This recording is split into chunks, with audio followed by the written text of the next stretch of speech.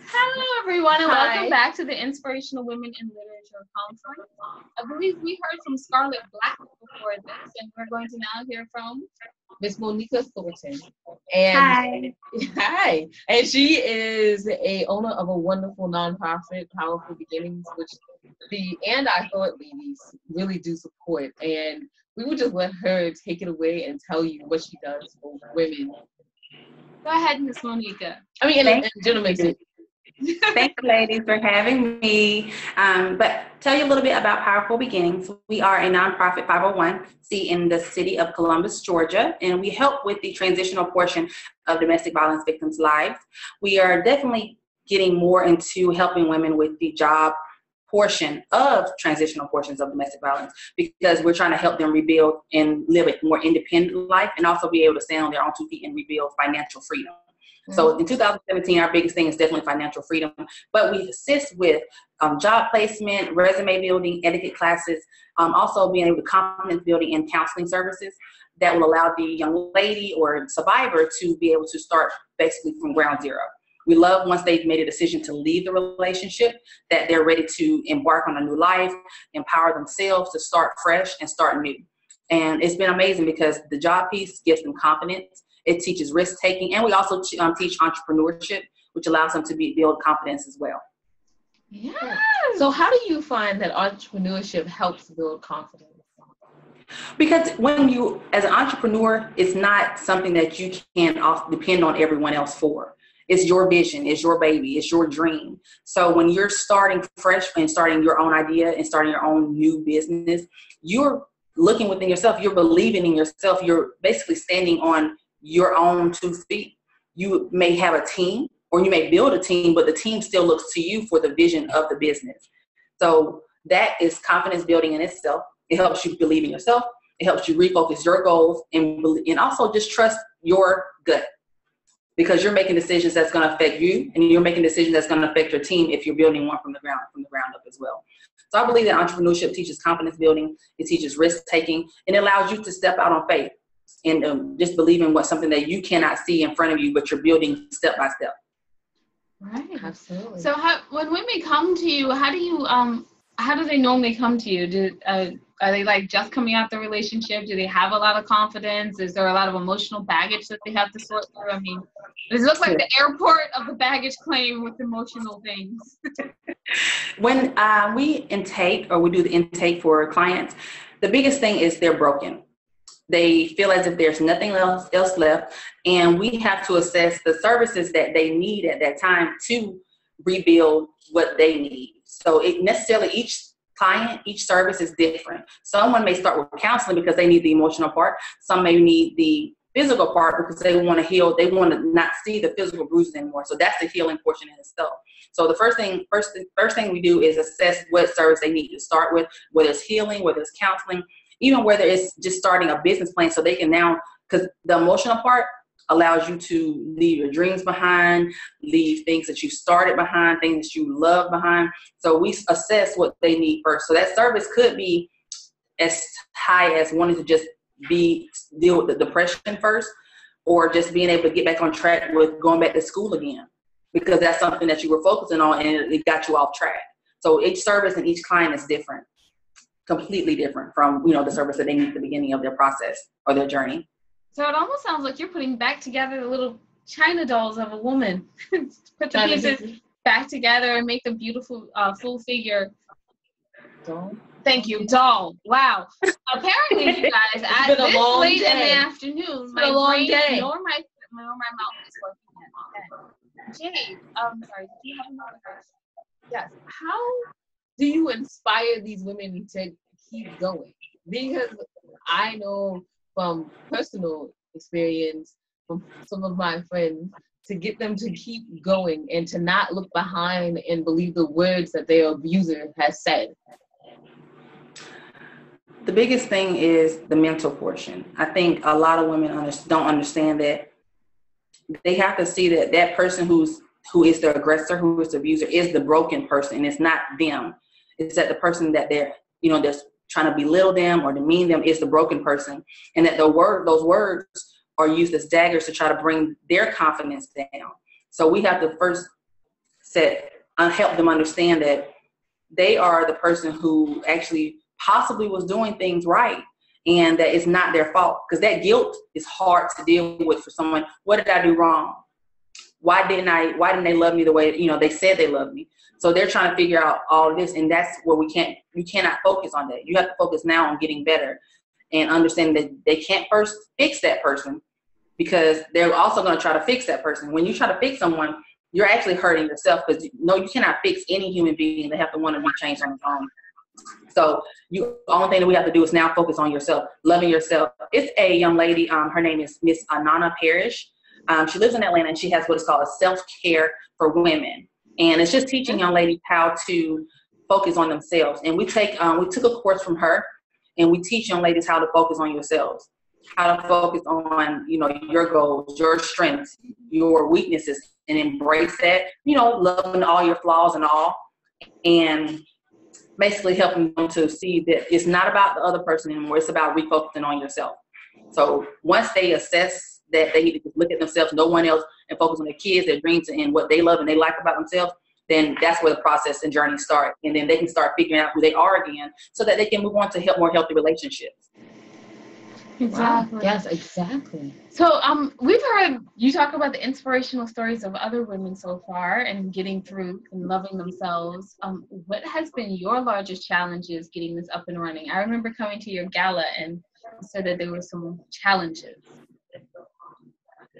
My biggest challenge was trusting people again, feeling like everyone had a hidden motive.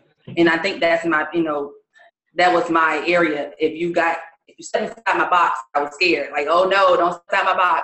Like, you know too much about me, or, I don't want to expose myself or be vulnerable too much anymore. So trusting people and opening up, just letting them not see just the professional side of me. I would meet people and they would be like, girl, don't you use that professional voice on me? And I was like, you're right. I'm not allowing you to meet Monika. I'm not allowing you to meet the professional me who, is not easygoing, just funny and goofy, who just wants to laugh with her friends. But my biggest thing was trusting people. And that's the emotional part. Because you don't want people to take advantage of your emotions anymore or take you for granted anymore. So I was like locked and loaded. No, you're not going to get close to me. You're not going to touch me, and you're not going to get in my box. But allowing people to basically letting my guard down, even with friends, new people that come into, your inner circle, was hard for me. So just being able to let my guard down a little bit so that people could get to know who I was and understand that it's not about, everybody out to hurt me. Right. Yeah. That it's always a difficult thing to do. So you're saying that the emotional part was probably like a bigger thing to get over in your challenge. For me, it was my physical bruises. Honestly, I can't say that I really harped on those, because they healed. And once they healed, I still had work to do. I still had to get things done. So they healed. But the emotional part was the biggest thing for me, because I wanted to make sure that, when I got by myself, I was okay.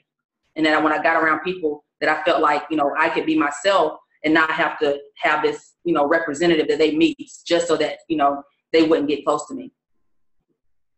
So. Wow. Okay. So a lot of people out there are going to really resonate with that. Yeah. I think that we all build those walls to try to keep people out because we have been hurt. Correct. So, powerful beginnings. Why did it begin? I mean, we heard a little bit of your personal story, but why did you start it?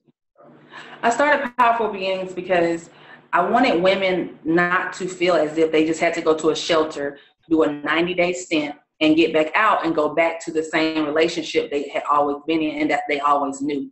The 90-day stint was just a safe place to be for 90 days. When you got out of that, what did you do? What changes did you make, to make your life better? And then you're going back to the same thing that you came from. And now you're starting that cycle all over again and doing damage to yourself again.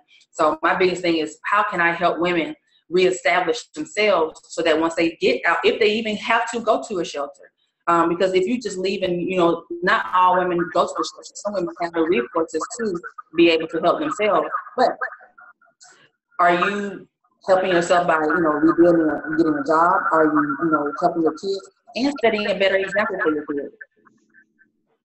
Exactly. I know that, like, I know we're having an inspirational women in literature conference. You guys are probably like, I wanted to say, what is she literature part? Right. So I wanted to say while we were at your gala, we met one of the women that was brave enough to write down her story. If you don't mind, can you tell us, like, anything you could about her that she wouldn't be mad about? Okay.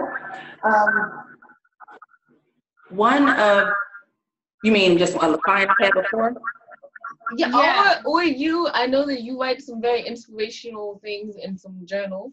So what do you write, and what journals do you write in, and how does that inspire women? Gotcha. What my when I write about the internal feelings. Like I said, for me, it wasn't about the physical, it was about the internal portion. Because I think once you go through domestic violence, everything you do, you second guess it.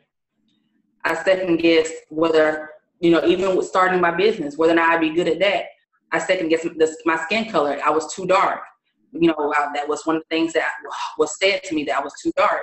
So I always wrote about the internal, and I always tried to think positive about it and turn it into a positive. So my biggest thing was, if I heard a negative in my mind, or I heard a doubt, or I heard discouragement, because I started getting discouraged like very fast, I started just trying to turn it into a positive. Well, maybe, I needed to do it this way so they can turn out a little bit better. God, I'm beautiful, and I cannot allow other people to allow me to think that I'm not beautiful. Everybody looks different. Everybody has different flaws. And I had to start embracing those flaws so that I can see past what was in front of me. And it took time. And I think anything like that takes time. But my biggest thing is writing down, once I hear the discouragement, once I hear the negative thoughts, to turn it into a positive.